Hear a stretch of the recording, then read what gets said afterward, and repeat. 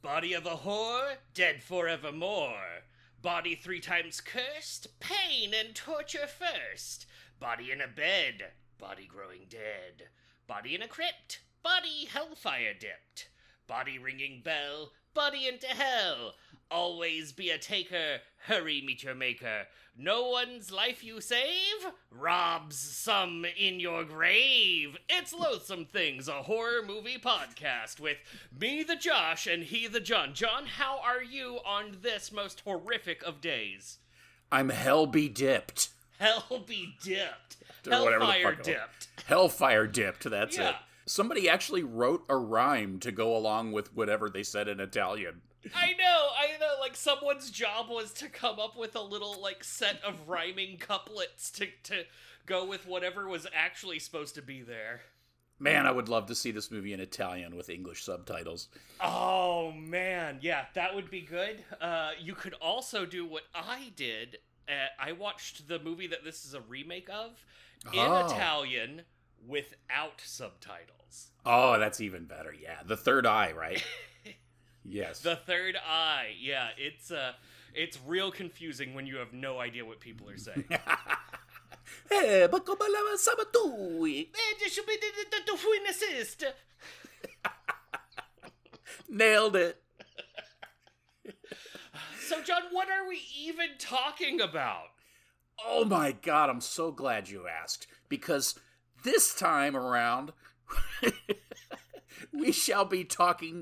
going to talk about a little Italian schlock exploitation film that was directed by a fine fellow occasionally named Joe D'Amato. Sometimes named Joe D'Amato. 1979's delightful and absolutely delicious. I don't know what I'm talking about. I'm a moron. Beyond the Darkness. Yes, Buio Omega. Oh, shit. Yes. Also known by other names, a lot of other names, some of them buried alive, some of them just out of nowhere nonsense, nothing. But yeah, it was a whole thing. Apparently the director Joe D'Amato was a friend with Mino Guerrini, who directed The Third Eye, and one day they were hanging out, spitballing ideas, and he was like, hey, what if I remade your movie but made it sleazier? Wow. Yeah, it's an interesting film. It's going to be fun to talk about. I liked I was excited to hear that Goblin did the soundtrack, or as they mistakenly referred to them, the Goblins. But except for a few bits, overall the soundtrack is terrible. Yes, yeah, it's if you have ever had your manager pop in a VHS tape so you could watch a training video on your first day on the job, then you know what this movie sounds like. Please contact the HR department if you have any issues with other employees. Bow, bow, bow, bow, bow, bow. There are times where the soundtrack's really cool. Like, they'll purposefully hit these flat notes to, like, reflect what's going on. Like, boom. Like, it's entertaining at times, and at other times just very irritating. When I make my movie, I'm going to have the entire soundtrack be done live with a guy with a French horn who just makes fart noises.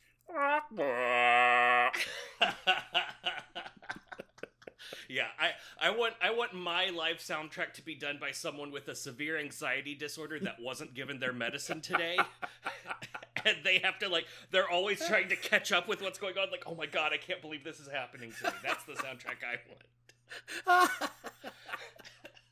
And they have to play it on a hooter. Of course, Goblin, they did the soundtrack for the original Dawn of the Dead, Phenomena, Suspiria, and Tenebrae. So a lot of good Italian horror movies with that. And by a lot, I mean mostly just those that I listed. They also had a song in Shaun of the Dead. Yeah, that's true. And just in case you really enjoyed this music, in which case, by the way, you're an idiot, it was also used in the films The Other Hell and Hell of the Living Dead, because in Europe, all horror films are of the living dead. Yes, yes. And one thing that was cool, so the actor in here, Franca Stolpe, who plays clever, sweet, good Iris, actually was reunited with this soundtrack whenever she starred in The Other Hell. Wonderful. The amazing Franca Stolpe. A veteran of the women's prison series of films, and also a little number known in English as Dog Lay Afternoon, or in its native Italian, Bestialita, or something like that. Oh, good. It is what you think it is. Yeah. If you're catching on to like a niche, like a specific what's happening here. So I want to go into a little bit about Joe D'Amato. Joe D'Amato is the king of 1970s and 80s Italian sleaze cinema. He has 199 directing credits to his name, and about 120 of those are just straightforward pornography videos. Gotta love it. This is one of his most famous horror movies, along with Anthropophagus, and the semi-sequel to that, Absurd. This film came out during his horror pornover crossover era, which included Papaya, Love Goddess of the Cannibals, Orgasmo Nero, Emmanuel and the White Slave Trade, Erotic Nights of the Living Dead, and Porno Holocaust. Fucking A. That is fantastic. And by the way, Anthropophagus and that Absurd, those movies are kick-ass. They rock. Yeah, this guy, like, while he was mostly about the titties and portraying the penetration and stuff like that, in his horror niche, he was like, we need to really, like, push the boundaries of what's allowable as far as gore is concerned, and boy does he ever, and it is fantastic. Like, this isn't the kind of movie that you would expect to watch and think, oh wow, this contributed to the artistry of horror cinema, but it actually does, and it's amazing. Yeah. Also very sleazy. Yes on all counts. It's wonderful. Yeah. It's funny because I was reading a little bit about it, and it said that he was kind of down on his own ability to build suspense. In other words, he couldn't do it. So he went ahead and just did the extreme shock value instead. And he's very proud of that, which he damn well ought to be. Yeah, I like that. He's like, I don't feel confident in my ability to build suspense, so I'm just gonna not try. You gotta know your strengths. I like that. Like, what if? Oh yeah, go ahead. Well, I was gonna say you. It was the film was re-released in '87 called In Quella Casa Buio Omega. Ooh. to try to pass it off as being related to the Evil Dead series, which it of course was not at all. And then it was released in Italy as La Casa and La Casa Due, I guess, as you would say. In Spain, the movie was marketed as being a sequel to the House franchise. Therefore, House 6. Oh, fuck! And then El Terror, or El Terror Continua. And then in Mexico, it was billed as being part of the Zombi franchise. It was listed as Zombie 10. Wow. Oh my god. Yeah, that's one of my favorite things about this era of horror movies is, like, it's just nonsense. They're like, what if we just said it was part of another thing? And I honestly think that's beautiful. I love it because it just creates such a tangled mess of history to try to unknot. And wasn't Fulci's Zombie billed as Night of the Living Dead sequel? Wasn't that? I think so, yes. Yeah. It's all complete bullshit. No one gave any fucks. I love Italians. They just lie and they don't give a damn. I was looking for the Napolitano Pizza House. Is it this direction? Si. Okay, thank you. Ciao. Ciao. Where am I? There's no pizza restaurant here. Let's see. Joe's other directing credits include Ator, the Fighting Eagle, famous from Mystery Science Theater 3000. Yes. The Devil's Wedding Night, The Crawlers, Black Cobra Woman, Paradiso Blue, Blue Erotic Climax, Super Climax, Sex Penitentiary, Copsucker, Copsucker 2, and Zombie 5, Killing Birds. Copsucker 2. Oh my god. Copsucker 2! I'm dying. Woo. Deep breath. Oh, get it together. Okay. Wow. Yeah. Famously, in the 1990s, he was resistant to the change from film to video in the pornography. And he was like, yeah, it just doesn't feel as good, but I guess I'll do it. It's fine, whatever. He also didn't like the fact that people wanted pornography to just portray a lot of extreme sex. He really wanted it, which is funny when you watch this movie. He was like, yeah, but what about the story element? People don't want the story element of pornography anymore. What about the art? Yeah. Oh, yeah. So, this movie stars Kieran Cantor as Frank. Kieran Cantor would go on to be in some porn, but not much. Yeah, basically just a bunch of soft porn, or not a whole lot of it. Yeah. What was the other lady? What do you say? Cinzia Monreale. Who plays Anna. And spoiler alert. She's awesome. Oh no, she also plays Elena. Oh right, yeah. Sorry. Yeah, she plays her sister. Yeah. Jesus Christ. She was in Fulci's The Beyond, which is absolutely fucking kick ass. I love that movie. Yes. She's the lady with the whited out eyes. Also, she was in Fulci's The Sweet House of Horrors. That I have not seen. It sounds delightful. Me either. Yeah, I know. Sweet? Really?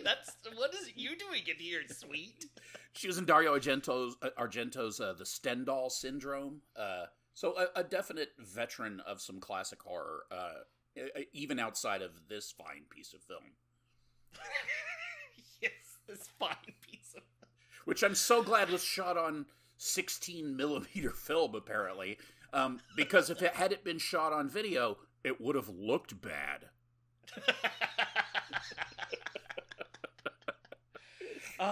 Okay, so a lot happens in this movie, John. Do we need to warn people? I mean, there's a dead baboon. That was kind of upsetting. I forgot about that. Yeah, that was upsetting. There was some possible, hints more at necrophilia. Probably in the Italian version, straight up necrophilia. Yeah. There was a lot of dancing around some really terrible things. If you're not a fan of using actual pig body parts to make your gore scenes, then this is not the movie for you. Yeah. If you don't like to see grown men breastfeed, this is probably not going to be the one for you. Jesus Christ. Yes, I forgot about the breastfeeding nursemaid. / wife. Oh my god. This movie is ridiculous. There's also, if you're offended by the naked female bush, then this movie's not going to be for you. Yeah, you better whip the hedge trimmers out, because this one goes for it. Yeah. Oh, and some very homage to Herschel Gordon Lewis dismemberment. So just be prepared for that before you view it, which you may have already done, because we told you 2 weeks ago. In 2023, you'd be kind of hard pressed to find the effects believable. But if you're squeamish and you're not somebody that, if you just react to that stuff, period, then yeah, this movie might be a little tough for you to watch. Yeah, I liked that there was a fake arm, just like the one in Dan's Mapu, but it was like, oh, the one in Dan's Mapu actually does look better than this one. Nice, technology advanced. That's right. Moving right along. Yeah, you couldn't see through the one in Dan's Mahoo. That's correct. Oh, yeah, I also wanted to mention, which I thought was hilarious, that the reason Francastoppi got the role Francastoppi was because another actress agreed to play Iris sight unseen, read the script, and was like, nope. And Francastoppi was like, well, fuck yeah, I'll do it. Nice. Because she's awesome. What a trooper. John, kick us off. All right. Well, the movie starts with a weird-looking European red van truck driving through the woods while we listen to pretty awful Goblin music. It's very 70s, of course. The guy's driving along in his obscenely loud truck, and he arrives at what I would describe as a shit house. He gets out and meets a swarthy other douche, and then they work together to lift a very heavy box inside the van. Then Jordouche leaves. He gets back in his van because it looked like he was wearing Jordache jeans. If I wasn't mistaken. Okay, I was wondering where that was coming from. Jordouche. So he drives away. We cut to a hazy filtered shot of a crone putting needles in voodoo dolls while that are basically, based on a picture of the main character and what I'm assuming is his girlfriend, which of course it is. And another lady with weird lips is sitting there watching this happen, and she's obviously loving it. So that's setting up something. Who knows? The girlfriend, as it turns out, is in the hospital, fucked up and moaning, and she is doing a lot of gasping and then sort of red lines, except I don't know what that meter is that's regulating her heart. Looks like something else entirely, but whatever. I think it's measuring whether or not her makeup needs to be replaced. No kidding. There's some lady in there who I thought was a nurse, but she, very not too worried, gets up and says, "Nurse." And then a doctor comes in and gives her an IV shot of some sort, and then she moans a lot and calls for Frank. So that's the Jordouche. So meanwhile, Frank arrives at a chateau and opens the little gate, drives in. Suddenly, the box that he carries inside by himself is really not that heavy anymore, which I thought was interesting. He brings it into the chateau and unpacks what turns out to be a dead male baboon, which looked like a dead male baboon. It was pretty disgusting. Not disgusting, but a little disturbing. He doses it with some sort of amber juice in this giant syringe that he has. And then while this is going on, the lady with the lips is snooping as he leaves that room and heads upstairs into the chateau. Back at the hospital, the dying lady wants makeup, as you do, and the nurse deftly applies makeup on with might as well be a house painting brush. She's just like, there you go, much better. It's so great. Back again at the chateau, Lips picks up after Douche because he's made a mess in his bedroom, because he's a naughty boy who's like 30.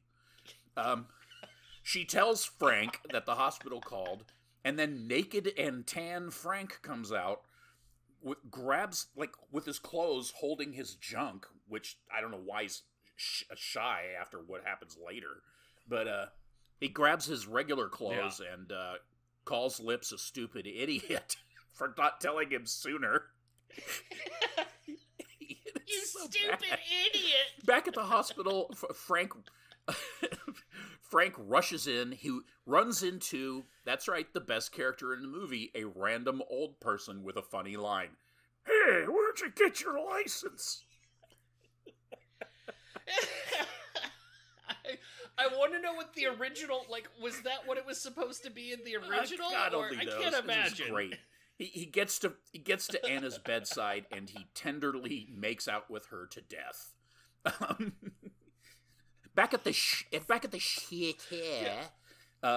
in a very ornate bedroom, because apparently Frank is the king of Italy, he mopes. He's like sitting at this little desk or bedside dresser or whatever, just moping over these two horrible photos, like one of two people, neither of which look like her, and then a big portrait of himself.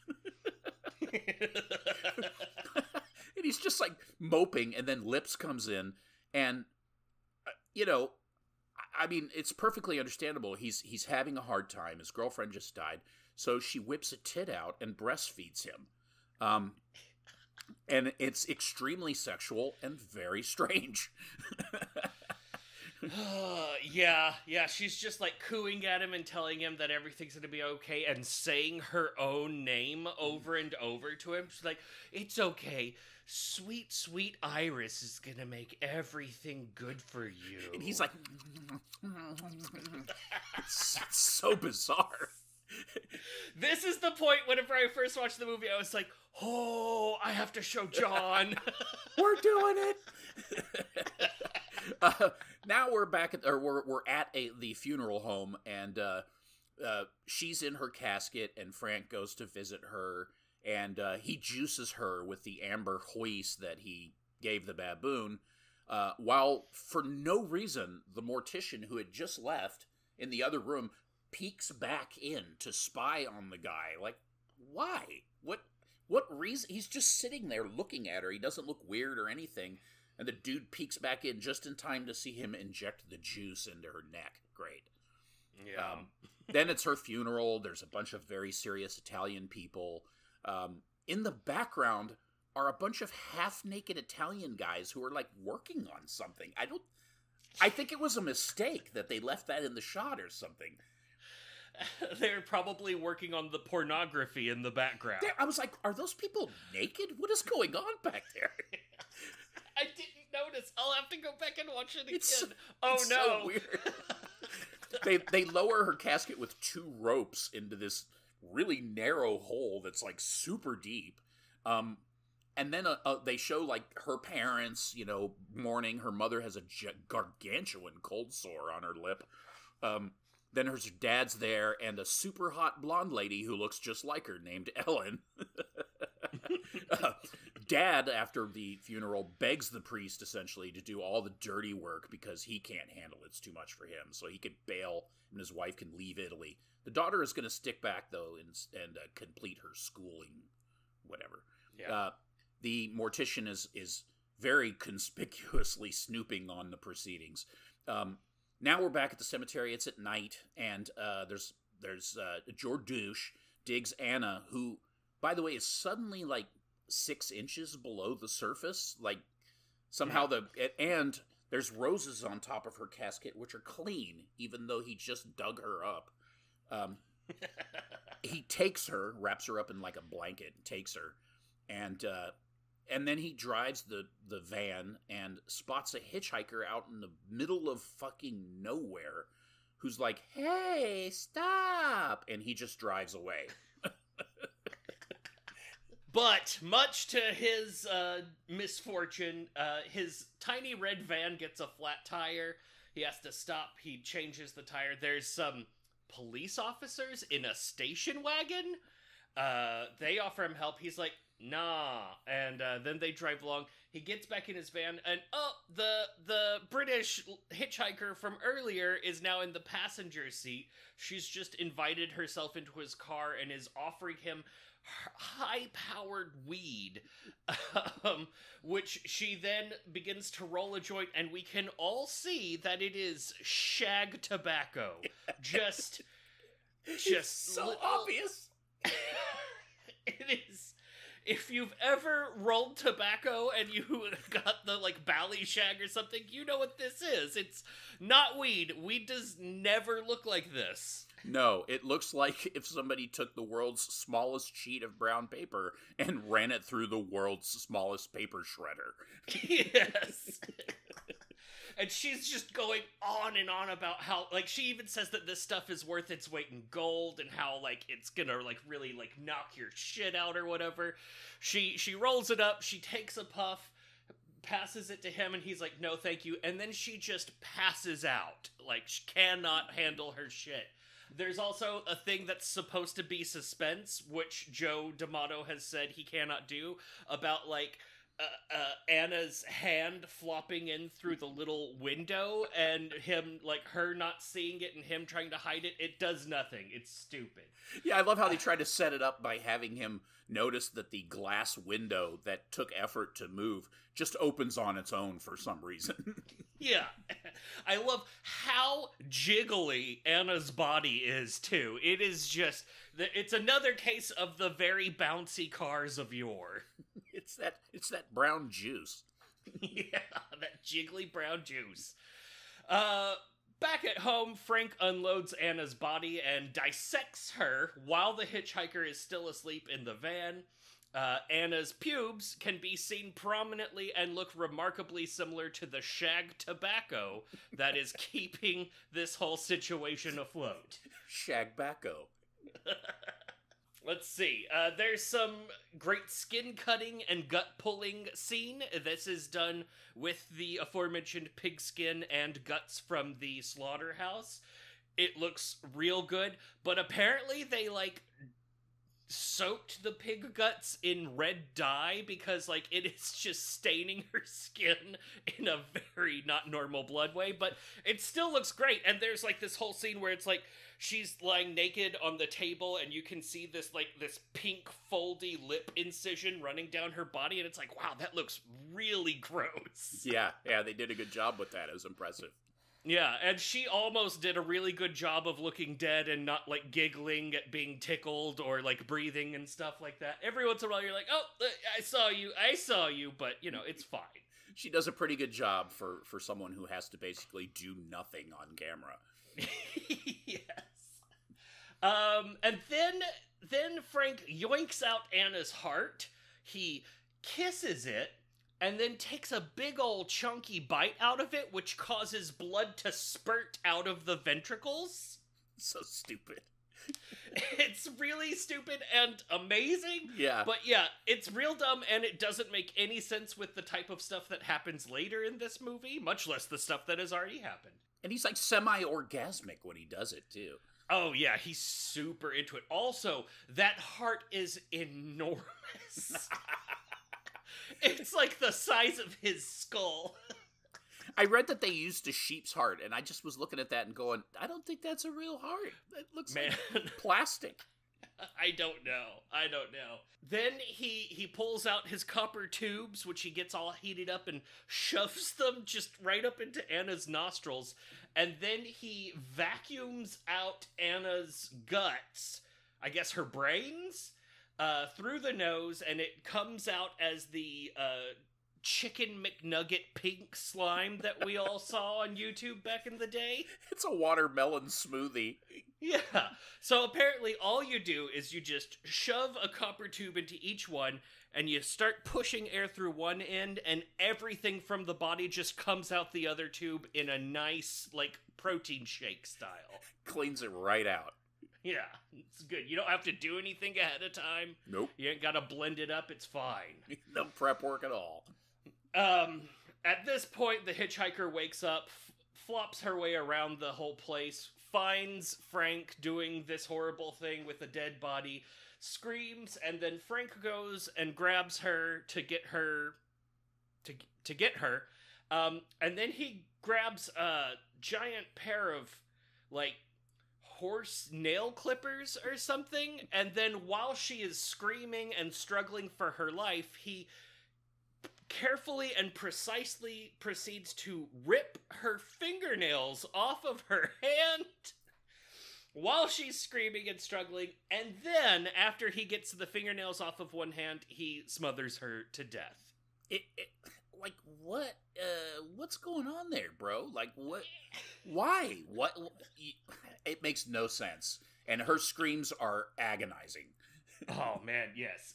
It's, like, that scene, that is, like, the most Italian horror movie scene I've ever watched in my life. He's like, aha, yes, you're screaming. Here, let me torture your fingernails. I'm so strong. And then I'll smother you to death. Yeah. He stashes her body in the tiny van, which we can now see is about 4 feet tall. It's really an amazing little feat of engineering. It is. We see that Iris has witnessed the whole thing. She looks sternly at him, then helps him dress Anna's body in a nice gown, paints her fingernails red, and they put her in the Lucy Desi twin bed up against each other situation. The next morning, the baboon guy shows back up. His client is interested in the baboon, he says, and he wants to buy it back from Frank, and so he can sell it for a bunch of money. Frank's like, no, I don't need money. I don't do this for this. This is my hobby, guy. That's right. He does taxidermy. Lots of taxidermy everywhere. It's so stupid. It's so stupid, and it turns out that it's just to let the funeral guy sneak into the house. We see him sneaking in through a back room. He doesn't find the hitchhiker's body, but he does find some blood. He finds her necklace, and then he gets back in. The funeral guy paid the baboon guy. The baboon guy's like, hey, what was the deal with that? And he's like, hey, why don't you go fuck off, guy? Frank sees that someone snooped. It turns out that Iris hid the body. The two of them go into the bathroom now together after like saying mean things to each other to dispose of the body. They start taking all of her clothes off.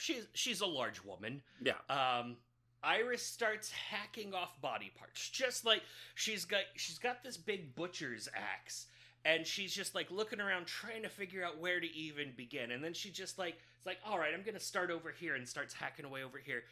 Meanwhile, Frank has a breathing mask on, and he starts filling the bathtub with acid from giant bottles of what you would assume is port wine, because it's a green glass bottle with the rope stuff on the outside. It's like a Chianti bottle. Yeah. And they have 5 of them. He just keeps pouring more and more acid into the bathtub. And the scene goes on forever. So she's chopping off the head. You see it, she like hangs, it's like dangling. She's got it from the hair. She just like flings it in there. Yeah. So it's this horrible flesh-eating acid, and she's just chunking body parts into it without any regard for the splash. Yeah, no regard for the splash. She has no body protection on of any kind. He's wearing a giant rubber apron and gloves and that stupid mask, and she's just going au naturel. It's weird. It is. And they did a great job. It's one of those situations where, like, they had the actor, like, move her head over to the side so that you don't see it in the shot anymore, because now it looks like she's, like, her head is gone. Same thing with her arm. They're just chopping off bits. It's real good. But it goes on forever. And at first, you're like, wow, this is taking too long. And then after a while, you're like, this is fucking amazing.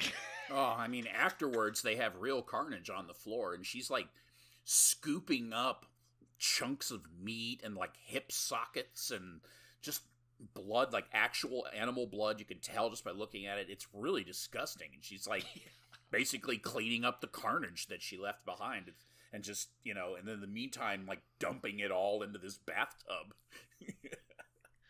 Yeah, it's fucking great. I loved this scene. Oh, it's great. I love when the cheesy skull with the eyeball still in it, like, floats up to the surface of the tub. So much eyeball stuff in this movie. I didn't mention it earlier, but the part that the hitchhiker walked in on was when he was, like, shoving a fake eye into Anna's empty eye socket, and she's like, ugh! It's so good. Oh, my God. And then Lips buries the goopy remains of the hitchhikeress. And then afterwards, they're in the kitchen / eating table, whatever. He's sitting at the table. She's washing up, like cleaning the bucket out from this burial or dumping or whatever. And then without washing her hands or anything, she pours 2 bowls of disgusting soup, and then while she's doing, and then she sits down and starts eating it like she's some kind of like cave woman. It's just like basically just taking handsful of it and just rubbing it across her face, hoping some will get in her mouth. And Frank is clearly, like, in his mind, he's seeing the gore from the scene earlier, and then he can't take it. He gets up and barfs what I can only describe as heavy cream. It's like, what the hell did this guy just drink a pint of heavy cream for breakfast? He upchucks some half and half. It's so disgusting. And she's still got, like, her arms are covered in, like, the black chunky water from the burial, and when did she have time to cook the slop? Is it implying that they're eating the hitchhiker? Like, I don't understand. That's what I kind of thought, but then I'm like, but they don't show her save anything. They threw it all in the splashy acid, so I don't know. It was great, though. It is great, and it doesn't make any sense because we just saw him kiss and take a chomp out of a heart after, like, dissecting someone and yoinking on the guts and stuff. So why is he now, like, sickened by... It doesn't make sense. He has an aversion to soup. So now we're at Anna's bedside, and he's moping again, and whenever Frank's moping, you can count on Mama Lips to come in and calm him down. So she sits next to him and starts feeling him up, basically. She's, like, sticking her hands up under his V-neck sweater. And then she dips trowel and is, like, digging in for the happy ending and saying things like, Iris knows how to take care of him, doesn't she? Doesn't she? So gross. So she strokes him out of his sadness, I guess. And then I guess I'm assuming he jizzed his pants and then had to go change his pants. But anyways, back at the funeral home, we're in a back office and it's fucking filthy. The place is disgusting. Like, what is going on? He's got looks like a bookshelf behind him, and on one of the shelves is a casket. What a cool guy. It's so weird. This guy shows up, and it's like he's hired a private eye to apparently, without any pay, go research and provide this mortician Frank's entire life story. And then when he does, the guy, like, whips his wallet out and he's like, here you go, good work, now fuck off. he pays him like you pay a bellman. He gives him a tip. Yeah. And then we see Frank, who's dressed up like Marathon Man. He's, like, jogging through town, and then suddenly he's in the mountains. And, I mean, the setting is beautiful. And then, what do you know? He's just happens to be jogging behind some hot girl who looks like she's never run a step in her life. She's like, first of all, she's not sweating at all. No. And she can't, I mean, she can barely run in a straight line. It's ridiculous. And then, oh, wow, she twisted her ankle. And he's going to have to help her, you know? So he wants her to wait. Because he's going to go to the pharmacy and get some liniment, but then he realizes it would just be easier to carry her to his house, where he rubs white cream on her ankle, and she asks him if he's a doctor. Yeah. Wow, you're really good at that. Yeah, it's like, what? He just put, okay, whatever. And he like kisses her hand and stuff. Like, it's obvious that he's down to clown. Because apparently the handy that handy that Lips gave him earlier wasn't enough. So he goes somewhere in the house he's on a gauze run, and he stops, of course, because he has to visit dead Anna for a second. I don't know if he's like to get it up or whatever. And then Jankel, the jogger with the ankle, calls for him. Oh, good. Calls for him, so he hides Anna real quick, like flips the bedspread up over her. She's like weighs like 80 pounds, so he can kind of hide her under a bedspread. And then he wraps her ankle, and it's getting all and she's like, wait until you finish wrapping the ankle or whatever. So then they get to the bed right next to Anna, where the matching twin beds with velvety blankets, and they start getting all feely. And Frank pulls the bedspread down so he can look at Anna and kind of touch her or whatever so he can get the full corpse boner. And the jogger sees her and for some reason is upset by this. I don't know why. Freaks the fuck out.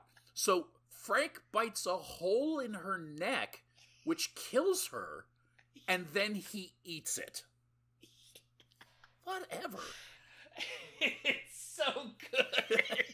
So he's in some sort of strange orgasmic daze. He's just with blood on his, and the Lips walks in, of course, because she's always there at the key moment, takes the jogress and tosses her into. The dude has a fucking crematorium in his basement.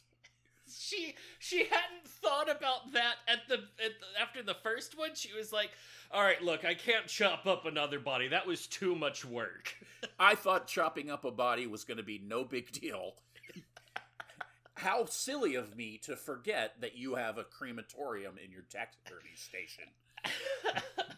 So they just toss the jogger into the crematorium thing and fire it up. And then she does this cool, like, scrunching up thing. Oh, like she's, man, yeah. It's great. I called it the taxidermatorium. Yes. And then, yeah, so it's amazing. But anyways, Lips now has suggested that she suggests that Frank get rid of Anna because she wants all the attention, basically, but also because it's crazy and the odds of keeping a weirdly preserved dead body in your bedroom is probably not a good idea. So she says it's for his safety, and she's like, forget about her, she's dead, and we're alive. But Frank's not having it. He's going to keep her. In her own room, she's getting all dressed up because, they're going to have guests or whatever. Then the cops show up, and she immediately puts on her nursemaid getup with an apron again because she can't have guests. I want the police to know that you're having guests. I didn't understand that. There was a lot of her walking back and forth in a room, taking a gown off, putting a gown back on. It was like, what's happening? I don't think the cops care. They're just looking for a missing jogger. Yeah. So she's kind of, they're asking a bunch of questions outside, and Frank's answering their questions, but obviously being vague. And then she's a little bit more kind of aggressive, like pushing back. And then they're like, well, we could get a warrant, but we would really like to search the place if we could. And she's like, sure, come on in. So they go straight to the taxidermatorium, and they're like looking around, and the guy's like, oh, these are amazing. What is this? It's like some taxidermied animal. I didn't even catch what it was. It was like a bird or something. It was like a bird. Or a squirrel. Like, it was just one. He was like, ooh, neat. And she's like, oh, well, here, let me wrap that for you so you can take it home for free. She just puts a piece of paper around it, like, oh, here, yeah, you wouldn't want to touch that. It's so weird. Oh, my God. And then the cops are like, well, I think I've seen enough. And they leave. And, yeah, whatever. And then, oh, that was so strange. And then we cut to a dinner table. She's back in her gown or dress or whatever the fuck. There's all these weird people in like lederhosen and shit sitting around the table. And then there's this woman who has a full-on mustache. just rocking the stash. Like, where no one's going to mention this? Okay, Italy. No. And they're like, so what the finest spread you got? And she brings in this suckling pig. Or piglet. It's really small. I don't know. And they're all sitting there, and they ask about Frank. They want to know, where's it the Frankerini? They're all drinking, they've got like these tiny little cordial cups full of cranberry juice, I assume. There's even this one, like, whenever the pig comes out, they're like, and he's like, all right, I know when people want me to do a thing, and he goes to carve the pig, but it, like, leaves the pig all the way in the middle of the table, so he's having to, like, reach all the way over with the fork and knife, and it's real awkward. And meanwhile, Frank is just moping outside, and then, they call for him, he comes in, he doesn't say shit, But then Iris announces that they're gonna get married? Yeah, what the fuck was that? Where? I'm like, how many times do I have to watch this movie and, to go back and see the part where they talk about getting married? Because they don't. They never talked about it. This is literally the only scene in which that gets mentioned. And we don't know who these people are. It seems like they're her friends, but she's the maid? I don't know what's happening. It's Butcher Baker Linguini Maker. Oh, nice. Oh, man. So then he just leaves while everyone's like mid cranberry juice toast. They're like, oh, he must be feeling weird. I don't know. I got a little French in there. He goes to Anna's bedside and begins to cry and profess his forever love for her, and then goes for a jog. For some reason. At this point, the funeral guy is back. He's sneaking into the house again.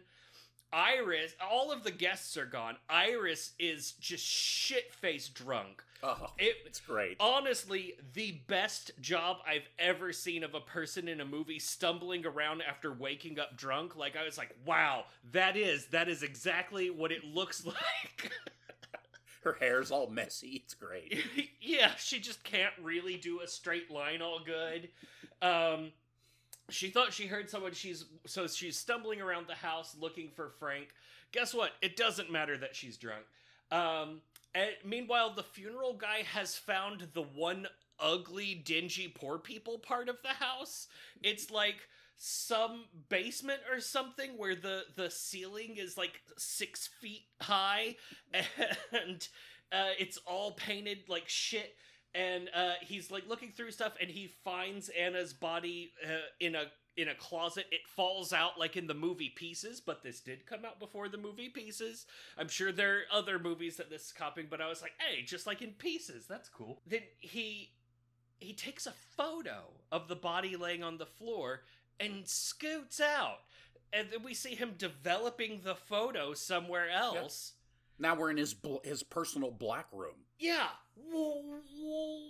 What's happening? Why? Oh, it's so fucked. And why did she fall face first out of the dresser and land on her back? How was she standing up in there? Oh, it gets better. It does. Iris then tells Frank to get rid of his gross doll. He slaps her. She tells him he'll be sorry. Then he leaves and goes to a discotheque. As one do. Yeah. He finds the one hoochie in the whole place. She's on the dance floor, surrounded by only men who are also dancing by themselves. No one is dancing together. None of these horny Italian dudes are trying to approach her. And she is just doing the thing where you swing your boobs left and right as hard as possible. It's the most deliberate attempt for male attention I've ever seen. And so he's just watching like a creep. He ends up bringing her home, where she spends a good deal of time washing her tits in 1970s green water. John, you lived in the 70s, right? Why was the water always green?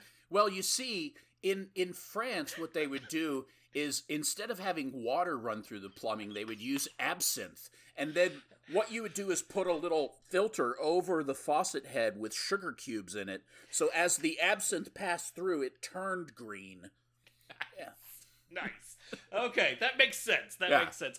I would assume in Ireland what it was is the pipes were made out of clover. That's exactly correct. Yes. Nice. The pipes were made of clover. Then you would have boxes of Lucky Charms. I don't know what I'm talking about. There it is. That was good. I liked it. You stuck the landing. So she's just in the bathtub washing her tits all good. Meanwhile, someone pulls up to the house in a taxi, opens the door. It's Elena, Anna's twin sister. Iris is just shit. Like, she has no fucking idea what's up. She is just done with expressions. Yeah, she's lost. Frank sees this from the top of the stairs. He goes and he bullies. This is such a weird move. He goes to the discotheque hoochie in the bathroom. He's like, "Hey, you have to leave now. It's okay, I'll take you home, but you have to leave." And she's like, "I'm not leaving until you put your cum on me." And he's like, No. You have to leave. I'm gonna drive you home." And that's what happens. He, like, smuggles her out the back, drives her home? Sure. Yeah, this guy that just kills people. He's like, I'll take you home. It's gonna be fine. So yeah, it's just that happens, and so well, you have to understand that he felt sorry for her because she had very dirty tits. Yeah, that dirty titted hoochie. So while he's driving Disco Hoochie home, Iris is now left alone in the house with Anna and Elena. Mm-hmm. And so what she decides to do is she's going to move Anna's body into a spooky spot, cut off the lights, and then do a spooky voice at Elena, like, "Ooh, the house is cursed." Jesus Christ. And to her credit, this is entirely effective, and Elena cannot handle her shit, so she, like, backs up everywhere. Also, there's an amazing, like, giant bronze, like, furnace in the side of the room. I don't know what's going on, but that thing was fucking awesome. I need one of those. Is that the thing that's covered in what looks like jade or something? Like, yeah, like, what the hell was shiny that? Green amazing something? I was like, wow, was that a time machine? You must have done so good in fascist Italy in this house.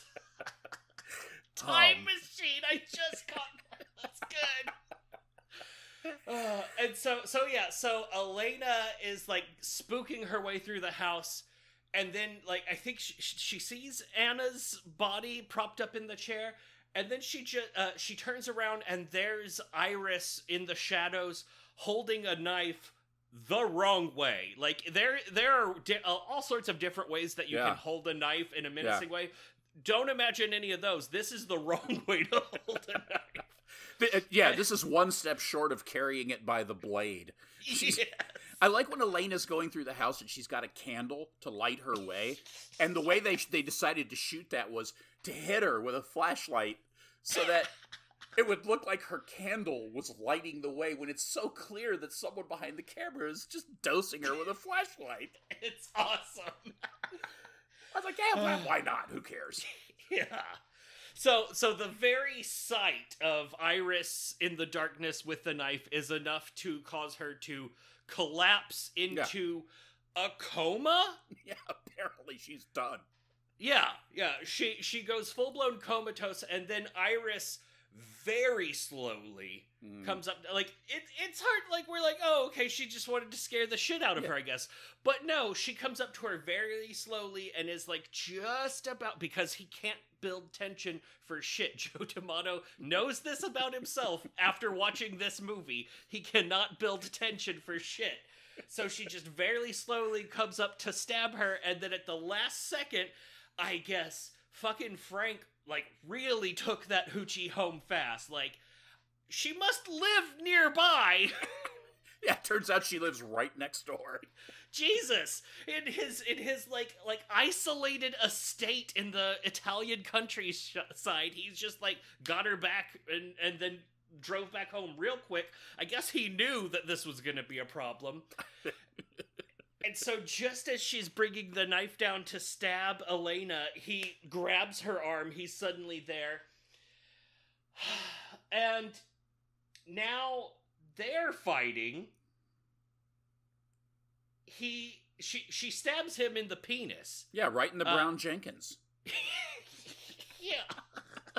She separates the Frank from the beans. Yeah. And he, like, does the whole but then it's still good to keep fighting. So part of him getting stabbed in the penis is he falls back and like sits in Anna's dead lap. The chair folds over there. He's like sprawling out on top of her. They wrestle. He bites Iris's cheek off. It's like he gives her a 50% Chelsea grin. She rips out his eye and more eyeball stuff. Yeah. And then he stabs her in the heart, which I'm sure Joe was like, oh man, this is going to be really symbolic and help add to the tension. I'll teach them about suspense. And then, so Iris is now dead. He's stabbed her in the heart. Then he walks over to make sure that Elena's heart is beating. It is. And then he picks her up and carries her away. Yeah. Later, or something, yeah. Funeral guy is now snooping around again. He can't get his fill of this situation. He has a new obsession. We don't really know what his motive is either. Nope. He's just like looking for it. Yeah. He's snooping around. He finds Frank. Frank is still covered in blood. There's just blood all over his like dripping down out of his eye. And Frank is manning the furnace. And Frank is like just conscious enough to like see the funeral guy and then pass out himself. And so the funeral guy's like, that's convenient. He looks in the furnace. He sees that there are bodies being burned. He then sees Anna's body on the table, and we find out this is in fact what he was here for. So he picks up Anna's body. He puts the body in his car, drives away. As he's driving off the property, we see he has the photo that he took of Anna's body on the floor, and he drops it on the driveway, leaving the thing, which is weird. Like, now we see what he wanted was Anna's body. Why he took the photo instead of just taking her body then, we will never know. Nope. But he takes the body out. The photo. He brings her body to the priest that presided over the funeral. They're talking about it. There's something about money being exchanged that didn't make sense. I guess I think what we're supposed to get from it is that they found out that her body had been exhumed and her parents paid him extra to get the body back or something like that. Yeah, I guess, yeah. But it's super not clear. No. And then he puts her body into the casket, and him and the priest are talking, and then he slowly starts screwing the casket closed. And at this very moment, with the coffin shut, the lid bursts off, and we see it's not Anna. In fact, it was Elena, and she's now flinging her arms and just jaw opening her mouth in the most horrific, torturous expression ever, screaming, flinging around, screaming, freeze frame on her screaming face. It says the end credits roll, the Goblin training video music plays, movie over. So fucking stupid. Oh my god. So, never a dull moment. No. Many a confusing moment, but not dull. Yeah, like all Italian 70s horror, 90% of it makes no fucking sense. No idea. I'm guessing there was a criticism of like the wealthy Italian families, like maybe this was playing into some stereotypes that I just don't know about. Yeah, because he like inherited that fortune apparently, so he's just some spoiled rich kid who gets blowies from his nursemaid. I don't know what. Yeah, that's right. That's the private investigator was like, yeah, I found out he's let's see here, rich. It's like, oh, okay, thank you. Here's a tenner. Yeah, thanks. I couldn't have figured that out myself. He lives in a goddamn castle. Jesus Christ. So John. Yeah. But before we dive into the things, let's do the ratings. Okay. On a scale of 0 to 5 loathsome things, 0 being this movie doesn't deserve to exist, and 5 being that this is a masterpiece that other movies should be trying to emulate, and none of them ever will successfully rise to the occasion of. How would you rate Joe D'Amato's Beyond the Darkness, parentheses 1979? I don't know why I chose to do this 5 movies into the show, but I decided to break down into a comprehensive rating system. Shit.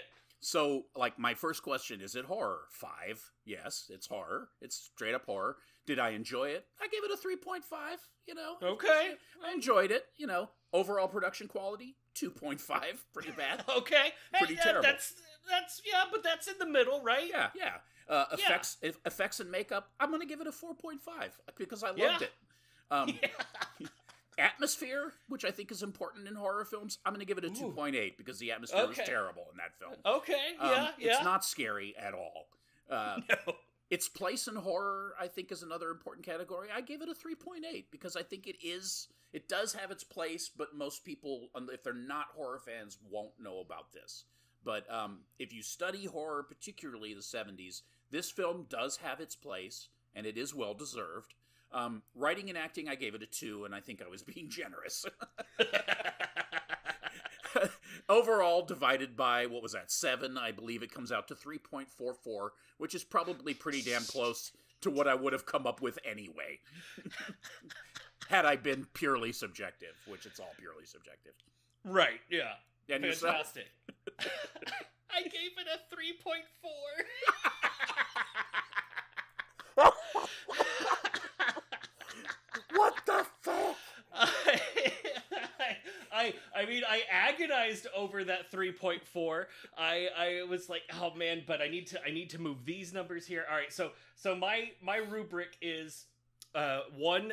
So in each of these, it's a number between 0.0 and 1.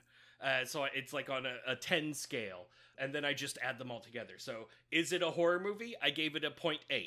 So that's a 8 out of 10, basically. I enjoyed it. I gave it a 9. Technical horror, I gave it a 7. There's some ways in which it wasn't scary, and that, but the actual effects were just phenomenal and really good. Technical film, I gave it a 0.2. Yeah. Artistry and contribution, I gave it an 8, and all of a 0.8, 0.9, 0.7, 0.2, and 0.8. That's a 3.4. Nice. We've got good rubrics. We do. They're actually pretty, and quite similar in certain respects. That's hilarious. Yes. Wow. Now, to be fair, so we both gave this a 3.4 and a 3.44. This is not a 3.4 out of 5 movie. It is not nearly that's almost a 7 out of 10. It's not, but it is definitely a 3.4 out of 5 loathsome things. Absolutely. On our scale, that's where it belongs. That's right. We will not be included in the pantheon, but if you're going based entirely on our mentality, which, we all know about that by now, then I think a 3.4-ish, I think that's fair. I like that we were off by 4/100ths of a point. Yes. Yeah, so that is a 6.84 out of 10 loathsome things. That's way good, high. Because this movie sucked ass. This movie is terrible, but I just enjoyed it so much. I mean, I could watch it as soon as we're done recording again and love it just as much. Yes. So we've got the other ones Amok Train and The Pit. This is in that vein of movies where it's just ridiculous. But this one's just way better than those. It is. It's almost an actual movie. Yeah. So Joe D'Amato, rest in pornography. You made something that we really enjoyed, even though it was sleazy as fuck. There's so much let's get some tits in here. Let's show the whole bush. We're going for it. Yeah. But I mean, it's just one of the only movies I've ever seen that transcends the sleaze into just absurdly amazing nonsense. Yeah, it really is a blast to watch. It's so ridiculous. It's so 70s, so schlock, so Italian. It's great. Yeah. Whenever I saw The Suckling, and I was like, oh, I'm gonna have to tell John about this. And then when I talked to you about it, I was like, hey, have you heard of this movie or seen it? And you're like, no, I haven't. And I was like, oh yeah, it's gonna be so good. This is why we do this podcast, is movies like this. Oh yeah, absolutely. Yeah, I saw the cover. Maybe it looked vaguely familiar, but I didn't know fuck all about this movie. Not a thing. Yeah, and then I didn't even realize it until I was, like, going through it, like, the Goblin element. I was like, oh, God, John's gonna like this. Like, I know. But it's also terrible. I know, I'm like, oh, I'm gonna pinch a link on this, and then it starts good, starts strong for a good, solid 8 or 9 seconds, and then, man, it just devolves into, like, training video stuff, like you said. Yeah, it's bad. Remember to turn your badge in at the end of the day. It's like, you are required to wear the t-shirt, and we will charge you for the t-shirt. We will be leaving the bathroom doors open as a safety feature. Remember, your manager is your friend. If you encounter a homeless person washing their testicles in the sink, you get the idea. Yeah. If a guy is hiding a baseball bat in his pants, approach him from a distance.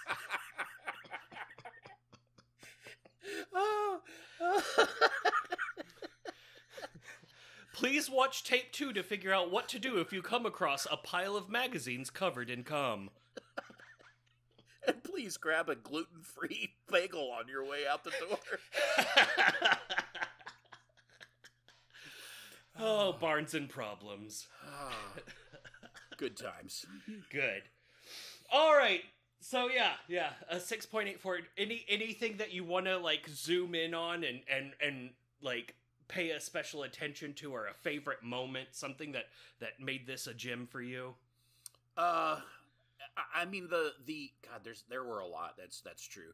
The whole dismemberment scene was just classic. It was just pure Italian schlock. I mean, that's what you come for that, and you get it. And yourself, sir?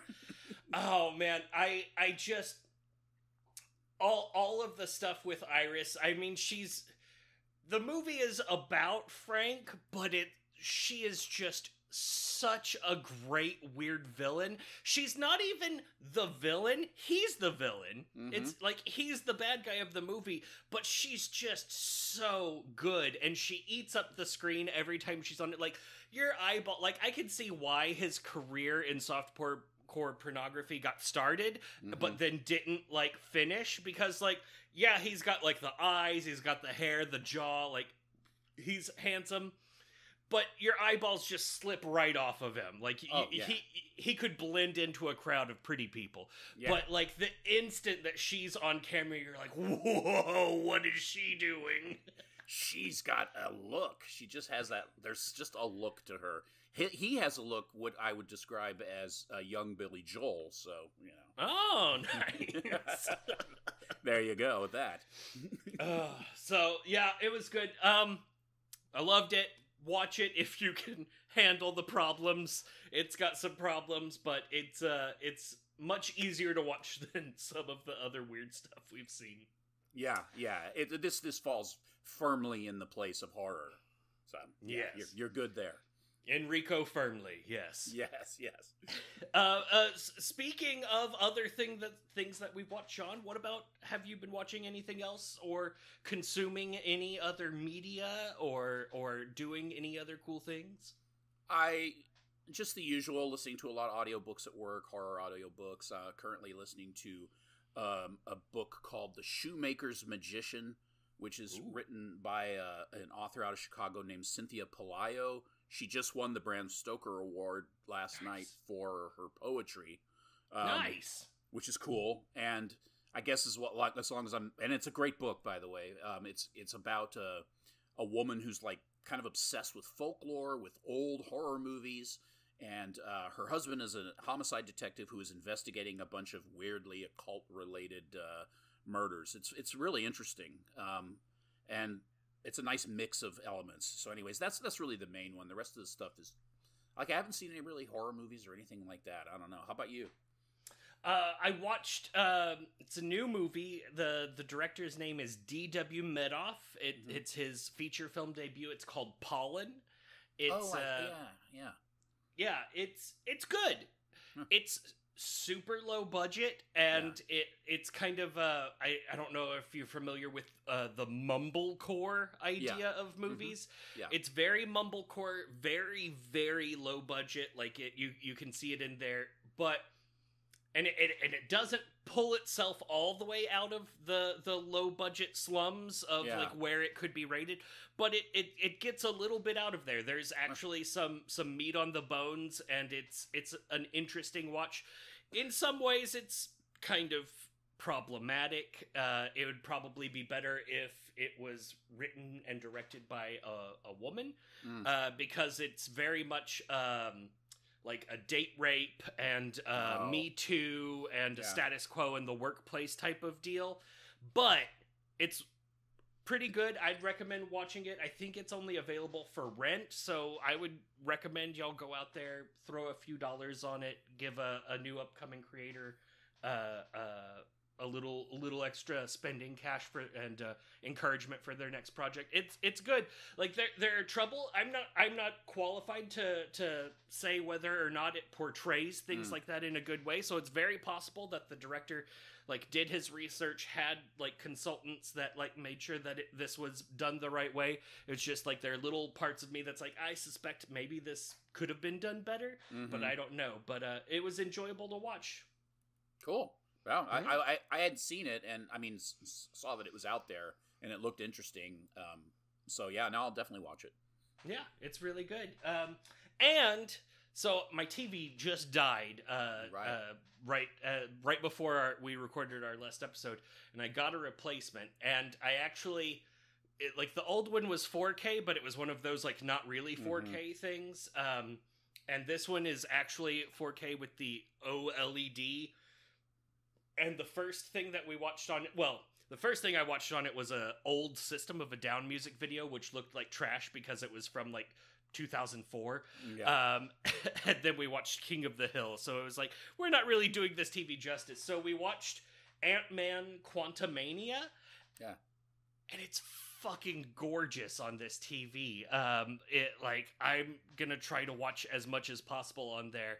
I'm gonna have to see if I can get my headphones on there, because watching stuff on a really actually high quality screen TV is amazing. It's a game changer for real. Yeah. Like with that other TV, like when we got it and watched stuff on it, I was like, oh, neat, it's big. And then with this one, I'm like, oh, look, I can see like stuff moving, and it's good. Yes, thank you. It's a totally different experience when something's shot in 4K. It looks different. I mean, the motion track's different, and you know the level of clarity is like it's like you do see a lot of things you wouldn't see otherwise, but it's almost like you're looking through a damn window. It's freaky. Yeah. That's cool. Some of the things even look a little bit weird, like on old British TV shows where like it's got like that weird blurry effect. It kind of does that sometimes, but it's still good. I'm still getting used to it. Sometimes I kind of hate it, but most of the time it's very rad. So yeah, and what are we watching next time, John? Next time we're watching a movie that is heavily influenced by the Texas Chainsaw Massacre, which is fine with me if you pull it off. It's I believe it's an Indonesian film called Macabre, and it's directed by Timo Jajanto or something like that. I can't pronounce his name. He did some of the VHS stuff. He did my personal favorite VHS film, the one with the crazy murder cult that summons a demon. I love that film. Yes. He made that. He also made some of those like super high violence tower type movies, like he kind of got in on that thing, you know, where the guys are that kind of world. He did some of that stuff too. Oh, fuck. Was he involved in like The Raid Redemption? He might have been. I can't remember the connection. I'll look it up for the next for when we record it. But Nice. the movie itself is, you know, it's like a bunch of young people in a van, and they basically are out in the middle of nowhere, and it breaks down, and they get taken to this house, which in this case is like this big gothic kind of mansion, and it's Nice. run by this matriarch and her weird family, and it turns out that they're just like murderous cannibals, and it is fucking over the top and amazing. Oh, fuck yes. I haven't looked up anything about it, but that sounds fucking great. Have you seen it recently? Are there anything that we can warn our fans about? Well, it's extremely violent, and the violence is yes, it's over the top, but it is pretty, you know, I mean, it's very graphic. Like, it's, you know, there's insane amounts of blood and stuff like that, but it's just, and then the situations that the violence is presented in are pretty intense. I mean, so it's a very unflinching movie, which is kind of his thing.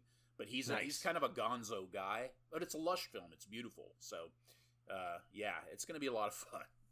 Awesome. I'm looking forward to it. And I hope you, our listeners, are looking forward to it as well. We will be releasing the episode where we cover that in 2 weeks. So do watch it cautiously. Yeah. So that you can keep up with us, because Absolutely. We're so good at what we do. Oh, we are state of the art. And, in the meantime, I'm sorry that you all have to take a bath in Chianti acid.